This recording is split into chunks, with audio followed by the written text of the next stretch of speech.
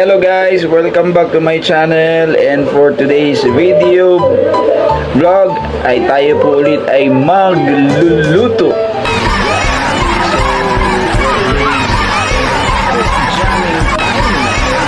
Yan, magluluto po tayo ng syempre masarap pero murang mga dishes or mga ulam or mga putahe. Ayan. Natin ngayon ay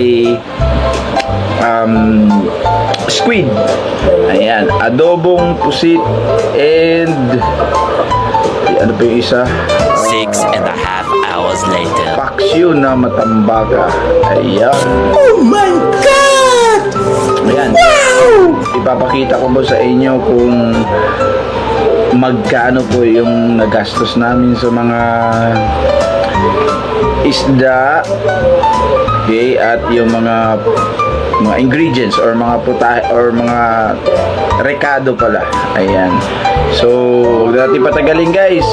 I hope you enjoyed the video and happy eating na rin. Makisabay na rin po kayong kumain sa amin. Sige. See you. Bye-bye. Ayan po mga friends, at tayo po'y galing sa palengke at bumili po tayo ng kalahating kilong matumbaka at kalahating kilong pusit. Ayan. Ang kalahating kilo po matumbaka ay 60 pesos at kalahating kilo ng pusit ay 60 pesos din.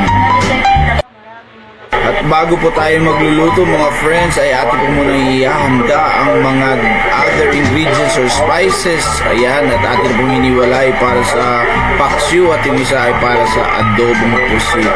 Sige po!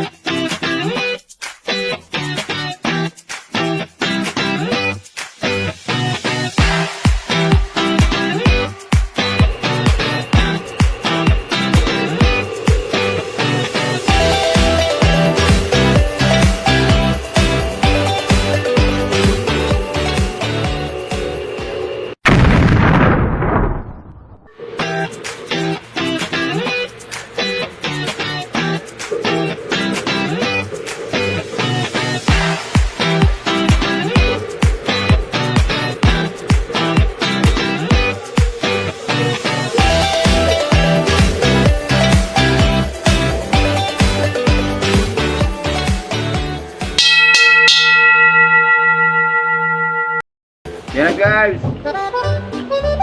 Kain tayo. Ito na po yung mga niluto natin. Sarap.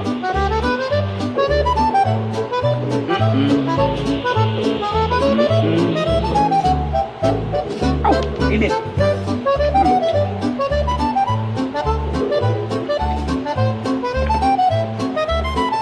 Ano te? Sarap.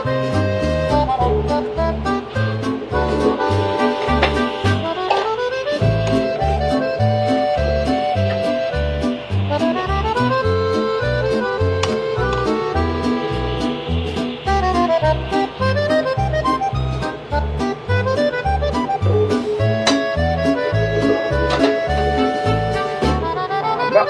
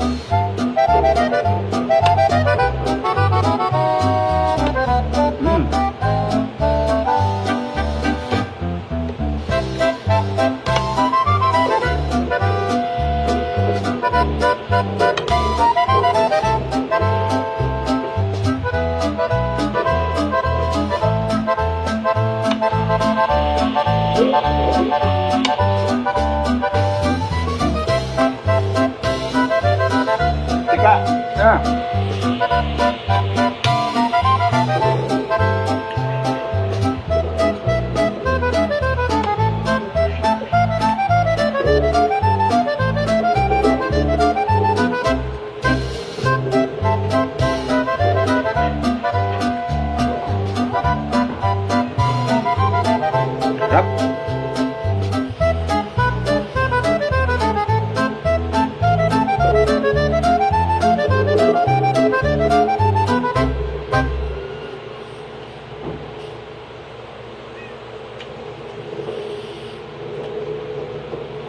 ₱60 kalahating kilong yung tambaka, tapos kalahating kilong pusit, ₱60 din. Pag ati pong i-compute yung budget nito sa pusit, 60, tapos sa mga other ingredients, mga ricados, nasa ₱30. So roughly ₱90 ang nagastos dito sa kalahating kilong pusit na ginawang adobo. Kaya natin. Tapos doon sa, hindi ko niluto lahat yung isda, anong kalahati lang siya. So pag about 30, nasa ₱60 gastos. So pwede na, isang pamilya kami, isa, dalawa, tatlo, lima, apat pala kami. So hindi namin mauubos ito. Pang almusal na yung matira. Pero sigurado ko ubos ang pusit nito, di ba ka? Yan.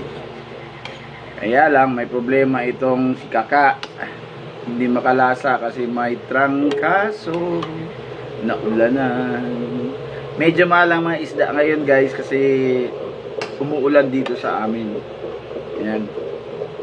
At saka sa next cooking vlog namin, i-share namin sa inyo kung saang barangay dito sa Zamboanga ang mura kung bumili ng mga isda. Ayan po. Ayan. So, shout out po sa barangay na yan. Surprise sa next vlog na po. talagang okay kayo. Barangay, dalawang barangay ata yun dyan eh. Magkadikit lang. Pero mura mga isda nila guys.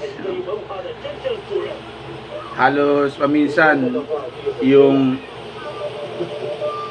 tamban, halos paminsan ano siya, 15 pesos per kilo, 30 pesos per kilo, 20 pesos per kilo. Pag na-jackpotan nyo po yun, marami yun. Itong mga matambakan na ito, galunggong na ito, pag sa labas na ito sa ibang barangay ito, dito sa Zamboanga, nasa average siya 180 per kilo, 160, wow. Ang umaabot ng 200 per kilo. Pero dito sa dalawang barangay na ito, sulit, swak na swak. Talagang yung budget nyo, okay na okay at masarap pa yung ginakain nyo. Healthy pa. Diba? Sige, kain tayo, friends guys. Kaya, abala, panood ng movie. Movie marathon sila.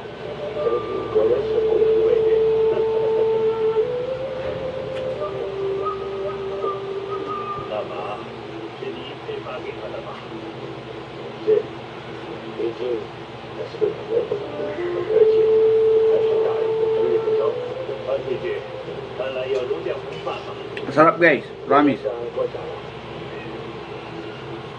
他表现怎么样？非常出色。前不久刚刚见面已经100多人的心思，只有几个人。乌鲁。那是他配享受你给他的特殊待遇。不过，樊姐姐，在我面前你就不用夸大战果，他消灭的不就是一支10几人的决死队吗？还有，夸大战果对外宣传那是必要的，这样可以鼓舞士气。 可以给我国国民增强一个战争的信心，但是对形势、对战果，我们可不能自己骗自己。我明白。 Pag merong sinamak guys, medyo lumalabas yung nananalo yung lasa ng sinamak. Talagang malalasahan yung sinamak. Kaya maganda pag bumili ng sinamak. Mura lahat dito yung sinamak. Kano sinamak, Ning? Kano sinamak? 55, 50 pesos. 55, 50 pesos ang lapad.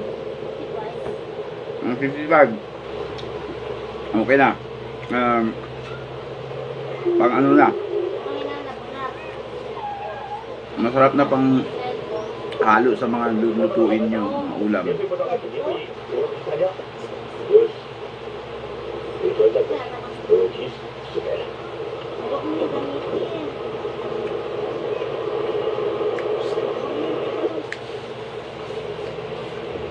Shout out pala sa mga estudyante ko na mag-online sana kami kahapon, kaso lang nawalan kami ng kuryente at hindi ko alam bakit siya naghang. Ayun. Kain natin, Cham. Naghang siya guys, tapos di na ma-open. Nakalimutan ko na kasi i-operate yung Google Meet. Hindi ko alam kung nahirapan ako paano paano i-share or i-present yung mga slides ko. Tapos sumali pa itong ilaw namin. So ayun, postpone. Ewan ko bukas guys, kasi check ko Monday, kasi holiday naman. O, sana pwede, kasi ayun, pinapacheck ko pa yung laptop. Sige, pero shoutout na doon sa mga, shoutout na lang po sa mga estudyante ko. Ano po, pasensya na po ha, pero tuloy natin kasi kailangan na kailangan nyo yun. Kasi syempre para hindi nyo makalimutan, major subject pa naman. Yan yung mga lumalabas sa board exam. So ako pag na-observe ko yung mga ganun, So I need to have this effort para kahit papaano ay talagang ma-grasp up nila at makuha nila yung at maintindihan nila pala yung major subjects nila. Importante yun eh. So, kasi syempre dapat talagang makapasa kayo sa board exam, guys, kasi alam niyo naman dito sa Pilipinas, pag wala kayo nun, talagang mahirapan tayong humanap ng trabaho at saka hindi nyo makukuha yung dream nyo na kung gusto yung maging law enforcers, ano yun eh, part of the requirement yun eh, na dapat eligible kayo. So, at saka yung privilege ng maging criminologist, yun ang dapat na pagtuunan nyo ng panahon, guys, mga estudyante ko. Ito yung mga dapat na i-concentrate nyo. Yan. Okay naman kayo mag-enjoy, labas-labas, sine, kain sa mga restaurants, yan, mga magpipiknik. Okay lang yan, walang problema. Basta, pag wala kayong ginagawa, basa, or pag na-record nyo yung mga halimbawa na sa ating online na-record nyo, or di bale, magbibigay ako ng yung slides or yung presentation ko, bigay ko yun sa mga estudyante ko sa aming online, okay, webinar ba tawag nyo? Basta nakalimutan ko na, matagal na panahon na rin na nung pandemic pa na nag-online kami, pero ngayon parang nakalimutan ko na. Pero I try my best, no? Talagang nagpapa-reorient ako kung paano mag-operate itong mga online apps. Yung mga itong mga online apps, o yung mga Google Meet, mga ganyan. Ayan. Yun lang, guys. So shout out sa inyo. Pasensya na kayo, pero huwag mag-alala kasi dapat talagang ituloy natin yung ating online lecture and review. Maraming mga questions doon na talagang akma sa guidelines na ibinigay ng Professional Regulation Commission. Yan. At nung mga ibinigay na mga tanong na previously sa mga board exam. Yan. Yan po. So kain po tayo. Nagutom ako ulit. Kain po.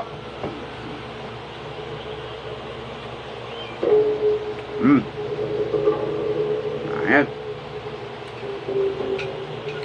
O ito, para sa mga nagbo-board dyan, mga estudyante, yan, gayahin nyo po ako. Huwag na po kayong fast food ng fast food. Hihina po yung utak nyo dyan. Tapos especially sa mga lalaki, sige, fast food na fast food kayo. Pag parati kayong pupunta dyan sa mga fast food na yan, siguro mga 2 taon, pag 2 taon, 3 taon, katawan nyo para na ring babae. Sige kayo. Kaya yan, gulay-gulay, gano'n, luto-luto ng gulay, ayan, mga ganito, mura lang, ayan, ituro ko sa iyo saan murang bumili ng isda at saka mga gulay.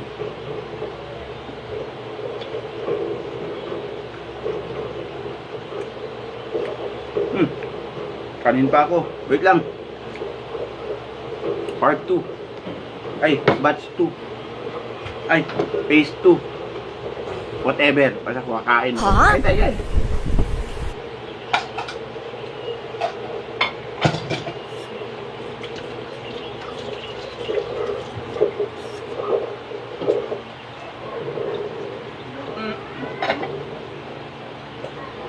Erenay. Tapos na nga.